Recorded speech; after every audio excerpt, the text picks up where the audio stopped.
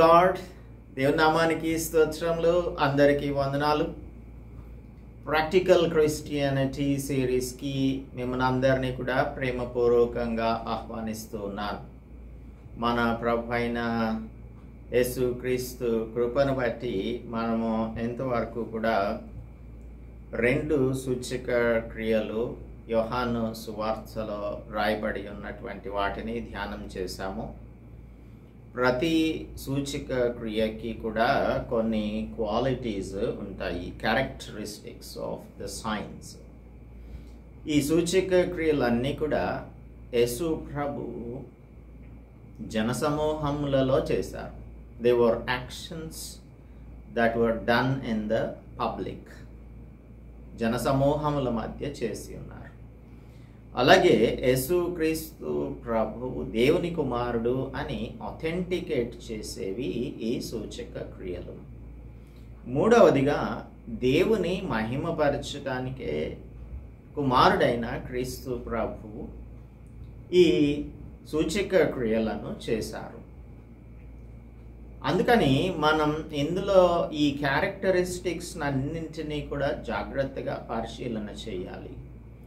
సీక్రెట్గా చేయలేదు, పబ్లిక్గా చేశారు. తర్వాత ఆయన దేవుని యొక్క కుమారుడు అనే దాన్ని నిరూపించడానికి చేశారు. మూడవది, దేవుని మహిమ కొరకు చేశారు. ఈ క్యారెక్టరిస్టిక్స్ని మనం అర్థం చేసుకుంటే మనకు అసలు సూచక క్రియల యొక్క ఉద్దేశం ఏంటి అనేది అర్థమవుతుంది. ముందుగా ప్రార్థించుకొని మూడవ సూచక క్రియ యొక్క బ్యాక్గ్రౌండ్ని పరిశీలన చేద్దాం. Let us pray. పరిశుద్ధుడా, మా ప్రియ రక్షక, మమ్మను మా ప్రియులను మీరు ప్రేమించి వాక్యంలోని మర్మములన్నింటినీ ఒక్కొక్కటిగా మాకు తెలియచేస్తున్నందుకు మీకెంతో వందనములు చెల్లిస్తున్నాం ప్రభువా. ఈరోజు కూడా మేము మీ కుమారుడు యేసుక్రీస్తు ప్రభు చేసిన మరొక సూచక క్రియను ధ్యానం చేయడానికి మాకు బ్యాక్గ్రౌండ్ ఇన్ఫర్మేషన్ని మీరు సిద్ధపరిచి ఉంచినందుకై స్తుతులు చెల్లిస్తూ, ప్రాక్టికల్గా ఈ సూచక క్రియలను మేము మా జీవితములకు అప్లై చేసుకొనుటకు సహాయం దయచేయమని క్రీస్తు యేసు పరిశుద్ధ నామంలో ప్రార్థిస్తున్నాము తండ్రి, ఆమేన్. గలిలయలోని కానాలో యేసుక్రీస్తు ప్రభు 2 సూచక క్రియలను చేశారు. ఒకటి, నీటిని ద్రాక్షరసంగా మార్చారు. ఇది ఫిజికల్గా మనం అర్థం చేసుకోవడం కాదు. యేసుక్రీస్తు ప్రభు సమస్త మానవాళిని రక్షించుటకు తన రక్తమును చిందించబోతున్నారు అనే విషయం స్పష్టంగా బోధించటం కోసమే ఈ సూచక క్రియను చేశారు. It shows the power of Christ Jesus in changing the material things. ఈ లోక సంబంధమైనటువంటి వాటిలో మెటీరియల్ ఇష్యూస్ని కూడా ఆయన వాటి మీద అధికారం కలిగిన వాడు అని తెలియచేయటానికి ఇది చేశారు. ఇంకొక విషయం ఏంటంటే, ద్రాక్షరసమును వారు త్రాగటానికి ముందుగా 12 నెలల పాటు ఫర్మెంటేషన్ చేస్తూ ఉంటారు, దాన్ని దాచి ఉంచుతారు. యేసు ప్రభువుకి ఈ లాస్ ఆఫ్ నేచర్ ఏవి కూడా అనవసరం లేదు, అంటే వాటి యొక్క ఇన్ఫ్లుయెన్స్ ఆయనకు లేదు. ఇది ఇలాగే జరగాలి అని, ఒకవేళ భూమికి ఆకర్షణ శక్తి ఉంది అని మనం చెప్పామనుకుంటే, the earth has gravitational force అని చెప్తే, ఈ గ్రావిటేషన్కి అగేన్స్ట్గా కూడా దేవుడు పని చేయగలడు. అది ఆయన దేవుడు కాబట్టి చేయగలుగుతున్నాడు. ఇప్పుడు 12 నెలల పాటు దాచి ఉంచవలసిన ద్రాక్షరసము, or that is ready to be drunk by the people, was changed. The water was changed within no time. అది చాలా, అసలు అందులో నీళ్లు పోసారు, ముంచి తీసుకొని వెళ్ళండి అని చెప్పారు. అది తీసుకొని వెళ్ళగానే శ్రేష్టమైన ద్రాక్షరసంగా ఉంది. So he has all the power ఆయన దైవ కుమారుడు కనుక ఆయనకు అన్నింటి మీద అధికారం ఉంది. రెండవది, దేవుడు హీ ఈజ్ ద వర్డ్ అనేది మనకు యోహాను సువార్త 1వ అధ్యాయం చదువుకుంటే 1వ వచనం నుంచి 2వ వచనం వరకు, ఆదియందు వాక్యం ఉండెను, వాక్యము దేవుని యొద్ద ఉండెను, వాక్యము దేవుడై ఉండెను, అది ఆది యందు దేవుని యొద్ద ఉండెను, సమస్తమును ఆయన మూలముగా కలిగాను, కలిగి ఉన్నదేదియు ఆయన లేకుండా కలగలేదు, ఆయనలో జీవముండెను, ఆ జీవము మనుష్యులకు వెలుగై ఉండెను. ఇప్పుడు the son of God who grants life by his word, ఆయన వాక్కు చేత ఒక 40-30 కిలోమీటర్ల దూరంలో ఉన్నటువంటి ప్రధాని యొక్క కుమారుని ఇక్కడ నుంచి స్వస్థపరిచాడు. ద డిస్టెన్స్ డజంట్ మ్యాటర్ అంటూ హిమ్. ఆయనకు దూరం ఏమాత్రము కూడా ఆయన యొక్క కార్యములను జరగకుండా చేయలేదు. మానవులకైతే అసాధ్యమేమో, కానీ దేవునికి ఇది సాధ్యము అనేది మనకు అర్థమవుతుంది. So even without his presence, physical presence, మాట మాత్రం సెలవిస్తే చాలు ఆయన కార్యములు జరుగుతాయి. సో 14వ వచనంలో, ఈ 1వ అధ్యాయం 14వ వచనంలో, ఆ వాక్యం శరీరధారి అయి కృపాసత్య సంపూర్ణుడై మన మధ్య నివసించారు.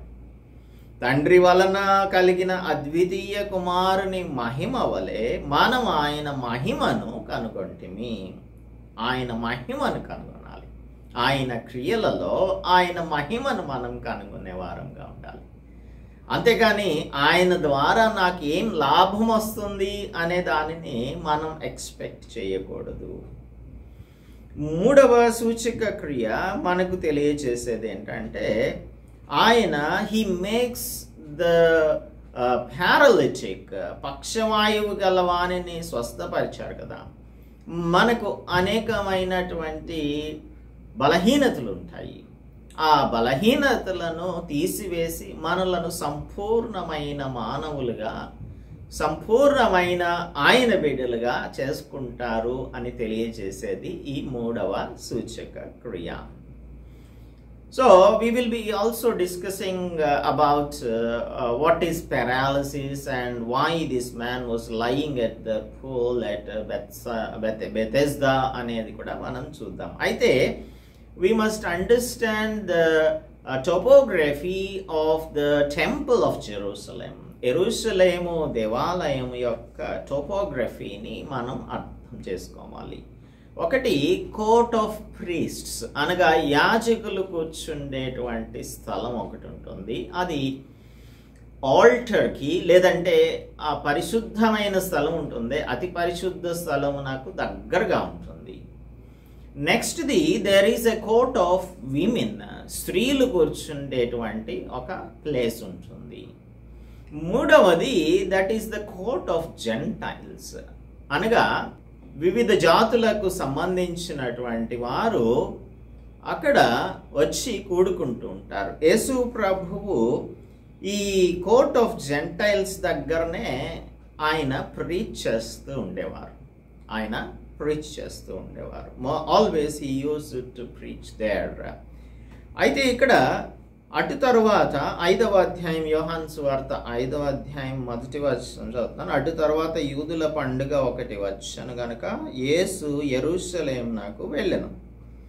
యెరూషలేములో గొర్రెల ద్వారం దగ్గర హెబ్రీ భాషలో బెతెస్దా అనబడిన ఒక కోనేరు కలదు. దానికి 5 మంటపములు కలవు. ఇప్పుడు మనం ఈ యొక్క థర్డ్ సైన్ యొక్క బ్యాక్గ్రౌండ్ని చదువుకుంటున్నాం కదా. షీప్ గేట్, గొర్రెల ద్వారం. నెహెమ్యా గ్రంథం 3వ అధ్యాయం 1వ వచనం చూస్తే అక్కడ ఈ గొర్రెల ద్వారమును గురించి రాయబడి ఉంటుంది. 1వ వచనము అలాగే చివరిలో కూడా గొర్రెల గుమ్మమునకును మధ్యను బంగారపు పనివారు వర్తకులు బాగు చేసిరి అని ఉంటుంది. సో మొదటి వచనం చదువుతున్నాను. నెహెమ్యా గ్రంథం 3వ అధ్యాయం 1వ వచనం. ప్రధాన యాజకుడైన ఎల్యాషీబును అతని సహోదరులైన యాజకులను లేచి గొర్రెల గుమ్మమును కట్టి ప్రతిష్ఠించి తలుపులు నిలిపిరి. సో ఎవరు ఈ పడిపోయినటువంటి యెరూషలేము యొక్క ప్రాకారములను కట్టించడానికి నెహెమ్యా పూనుకున్నాడు. అందులో ఫస్ట్ గేట్ షీప్ గేట్ అని మెన్షన్ చేయబడి ఉంది. సో ఈ షీప్ గేట్ అనేది ఎక్కడుంటుందంటే సోలమన్ పోర్చ్కి ఈస్టర్న్ సైడ్ ఆఫ్ ద టెంపుల్లో ఉంటుంది. ఇది మనకి ఏం తెలియజేస్తుంది? యేసు ప్రభువు ఎప్పుడు కూడా ఈ గేట్లో నుంచే ఎంటర్ అవుతూ ఉండేవారు. యెరూషలేము దేవాలయంలోనికి వెళ్ళాలి అంటే యేసు ప్రభువు ఈ గొర్రెల ద్వారం గుండా వెళ్తూ ఉండేటువంటి వారు. యోహాను సువార్త 1వ అధ్యాయం 29వ వచనంలో జాన్ ద బ్యాప్టిస్ట్ అంటున్నాడు, ఇదిగో లోకపాపమును మోసుకొని పోవు దేవుని గొర్రెపిల్ల అని అంటున్నాడు. యేసు ప్రభువును చూచి లోకపాపమును మోసుకొని పోవు దేవుని గొర్రెపిల్ల.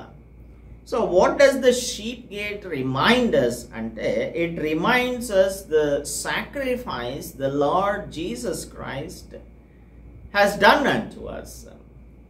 ఇప్పుడు ఈ యోహాను సువార్త రాసింది ఎప్పుడు అనంటే యేసు ప్రభువు ఆరోహణమై తిరిగి వెళ్ళిపోయిన తర్వాత రాసినటువంటి సువార్త. జాన్ రికార్డ్ చేస్తున్నాడు యేసు ప్రభు యొక్క ఆయన బలియాగమును గురించి జ్ఞాపకం చేస్తూ ఉన్నాడు.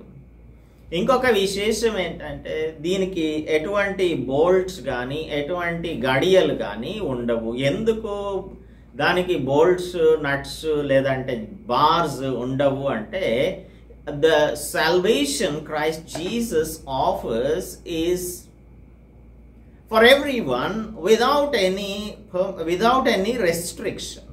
కాబట్టి ఈ మేకులు గడియలు అనేవి రెస్ట్రిక్షన్స్గా వాటికి షీప్ గేట్కి ఉండవు.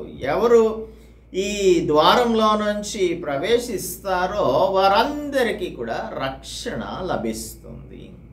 That's the reason why we have to come to the Lord or come to God through Christ Jesus. క్రీస్తు ప్రభువు ద్వారానే మనం, అందుకే అంటున్నాడు యేసు ప్రభువు నేనే ద్వారమును అని అంటున్నాడు. నేనే ద్వారమును అని చెప్తాడు. ఐఎమ్ సెయింగ్స్ 7 ఐఎమ్ సెయింగ్స్ యోహాను సువార్తలో మనం చదువుకుంటాము.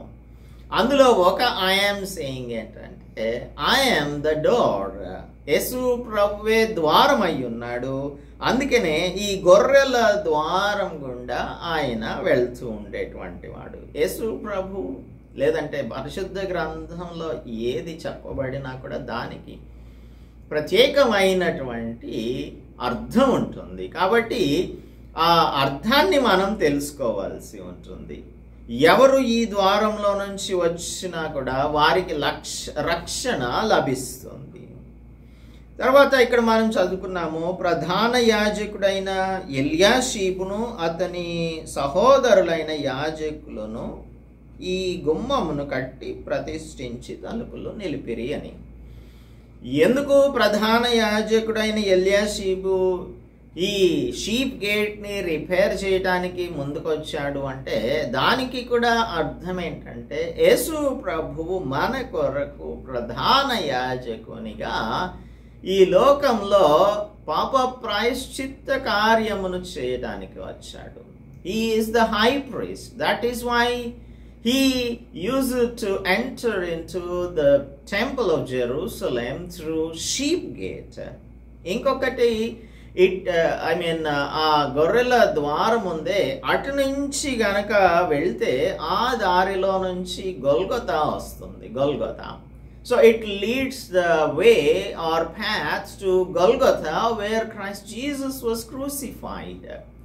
యేసు క్రీస్తు ప్రభువు సిలువ వేయబడినటువంటి ఆ గొల్గతాకు దారి తీసేటువంటిది ఈ షీప్ గేట్, గొర్రెల ద్వారం. సో యేసు ప్రభువు ఆయన మరణించటం ద్వారా మన జీవితాలను ఆయన బాగు చేసి he restored the relationship that we have lost with Father. తండ్రి అయిన దేవునితో మనం పోగొట్టుకున్న ఆ సంబంధాన్ని పునరుద్ధరించి ఆయనకు మనకు మధ్యన యాక్సెస్ని ఆయన మరలా దానిని స్థాపించారు. ఎవ్రీథింగ్ స్టార్ట్స్ ఇక్కడ ఈ నెహెమ్యా గ్రంథం 3వ అధ్యాయంలో మొదటి వచనము గొర్రెల ద్వారం, గొర్రెల గుమ్మంని గురించి మాట్లాడుతుంది. చివరి వచనం కూడా గొర్రెల గుమ్మమును గురించి మాట్లాడుతుంది. ఎందుకంటే everything starts and ends with Christ sacrifice. క్రీస్తు ప్రభువు బలియాగముతో ద్వారానే మొదలవుతుంది, అది ఎండ్ అవుతుంది. రక్షణ కార్యం అది మొదలవుతుంది, పూర్తవుతుంది. కాబట్టి ఈ షీప్ గేట్ని గురించి మొదటి వచనం చివరి వచనం కూడా చెప్తుంది. అయితే have you gone through this sheep gate? చాలామందికి ఈ షీప్ గేట్ ఎక్స్పీరియన్స్ అనేది ఉండట్లేదు. షీప్ గేట్ ఎక్స్పీరియన్స్ ఏంటి అంటే, యేసు ప్రభువు మనకు రక్షకుడై ఉన్నాడు. ఆయన మన పాపములను క్షమించటానికి తన రక్తాన్ని ధారపోశాడు. ఆ ప్రశస్తమైన రక్తంలో నన్ను నేను కడుక్కుంటే తప్ప నాకు పాపం నుంచి విడుదల లభించదు అనే ఆ ఎక్స్పీరియన్స్ ప్రతి ఒక్కరూ కూడా అనుభవపూర్వకంగా తెలుసుకోవాలి. అంతేగాని ఎవరో మనల్ని చూచి యు ఆర్ సేవ్డ్ అని చెప్పేస్తే నీకు రక్షణ వచ్చేసింది పో అని ఒక ప్రీస్టో ఒక పాస్టరో ఎవరో చెప్పేస్తే రక్షణ వచ్చేయదు. రక్షణ రావాలి అంటే we have to go through this experience. We have to examine our selfs. మన జీవితంలో మనం పరిశీలన చేసుకోవాలి. మనం చేసిన వాటన్నింటినీ కూడా ఒప్పుకొని విడిచిపెట్టాలి. అప్పుడు దేవుడు తన యొక్క ఆత్మను మనలోనికి ప్రవేశపెడతారు. Without having this kind of an experience, nobody can become a true Christian. కాబట్టి genuine Christianity ఎలా వస్తుంది అంటే, only when we undergo this or only when we have this kind of an experience. క్రీస్తు ప్రభువు అనే ద్వారం గుండానే మనం దేవుని యొద్దకు ప్రవేశించాలి. ఇంకొందరు అంటూ ఉంటారు, పరిశుద్ధులైనటువంటి వారు సెయింట్స్ ఉంటారు. సెయింట్స్ మనకు ఏదైనా చెప్తే అది జరిగిపోతుంది. యు ఆర్ సేవ్డ్ అని చెప్తే, now that you have come to him, you are saved అని ఎవరైనా చెప్పారనుకోండి, అది ప్రీస్ట్ చెప్పినప్పుడు నీకు రక్షణ వచ్చేసింది అని అంటే అది రాదు. ఎందుకు రాదు అని అంటే, నీకు నలగగొట్టబడిన అనుభవం, పాపమును గుర్చిన పశ్చాత్తాపం లేకుండా ఎలా వచ్చేస్తుంది రక్షణ? అందుకని ఈ దినాన్న మనం చూస్తున్న క్రైస్తవులు ప్రాక్టికాలిటీలోకి వచ్చేసరికి ఫెయిల్ అయిపోవడానికి కారణం ఏంటంటే సరి అయిన అనుభవ జ్ఞానం లేకపోవడం వలన. అందుకే ఇప్పుడు ఈ సూచిక క్రియను చేస్తూ ఉన్నప్పుడు దేవుడు యేసు ప్రభు చేసిన సూచిక క్రియను రికార్డ్ చేస్తున్నప్పుడు జాన్ చాలా మెటికులస్గా రాస్తూ ఉన్నాడు. గొర్రెల ద్వారం దగ్గర హెబ్రీ భాషలో బెతెస్దా అనబడిన ఒక కోనేరు కలదు, దానికి 5 మంటపములు కలవు అని అంటున్నాడు. ఇక్కడ కూడా మనం అర్థం చేసుకోవాల్సింది, బెతెస్దా అంటే it is the house of mercy. Yesu ప్రభువు ప్రేమామయుడు, దేవుడు ప్రేమామయుడు, కృపామయుడు. ఆయన ప్రేమను మన పట్ల ఏ విధంగా వెల్లడి చేస్తూ ఉన్నారు అంటే, తన కుమారుడైన యేసు ప్రభువునే మన కొరకు ప్రాయశ్చిత్త బలిగా అనుగ్రహించారు. అందుకే ఈ బెతెస్దా అనే పేరుకు అర్థం house of mercy. Whoever comes to him will get mercy. ఆయన యొక్క దయకు మనం ప్రాప్తులమవుతాము, మనకు ప్రాప్తిస్తుంది. 5 అనే సంఖ్య గ్రేస్కి గుర్తుగా ఉంటుంది, ఆయన యొక్క కృపకు గుర్తుగా ఉంటుంది. So let us try to understand all these details and also continue with the sign, the actual sign. ఈ 3వ సూచక క్రియను మనం ఇంకా డెప్త్లోకి ధ్యానం చేద్దాం, దీనిని మన జీవితాలకు అన్వయించుకుందాం. దీనిని మనం నెక్స్ట్ ఎపిసోడ్లో కంటిన్యూ చేద్దాం. అంతవరకు దేవుని యొక్క కృప మీకు తోడుగా ఉండును గాక. ప్రార్థించుకుందాం. పరిశుద్ధుడా, మా ప్రియ రక్షక, మా ప్రభువా, యేసుక్రీస్తు ప్రభువు కృపా సత్య సంపూర్ణుడిగా మా మధ్యన నివసించారు. ఆయన మా కొరకు ఈ లోకంలోనికి వచ్చి తన ప్రాణమును పెట్టారు. ఇదిగో లోక పాపమును మోసుకొని పోవు దేవుని గొర్రెపిల్ల అని బ్యాప్టిజం ఇచ్చేటువంటి యోహాను, జాన్ ద బ్యాప్టిస్ట్ చెప్తూ ఉన్నారు. తండ్రి, మా పాపమంతటిని కూడా క్రీస్తు ప్రభు పైన మోపారు. ఆయన మా కోసం సిలువలో మరణించారు. ఆయన గొర్రెల ద్వారం దగ్గర చేసినటువంటి ఈ సూచక క్రియను మేము పూర్తిగా ధ్యానం చేయడానికి మాకు సహాయమును అనుగ్రహించమని క్రీస్తు యేసు పరిశుద్ధ నామములో ప్రార్థిస్తున్నాము తండ్రి, ఆమేన్. దేవుని నామానికి స్తోత్రం. అందరికీ వందనాలు. మన తండ్రి అయిన దేవుని యొక్క ప్రేమ, ప్రభు అయిన యేసుక్రీస్తు కృప, పరిశుద్ధాత్మ నిత్య సహవాసం మనందరికీ తోడుగా ఉండి, ఆయన కుమారుడైన యేసు ప్రభు మన కొరకు చేసిన రక్షణ కార్యమును సరి అయిన రీతిలో అర్థం చేసుకొని ఆచరణాత్మకమైన క్రైస్తవులంగా జీవించుటకు మనకు సహాయం చేయనుగాక. ఆమేన్.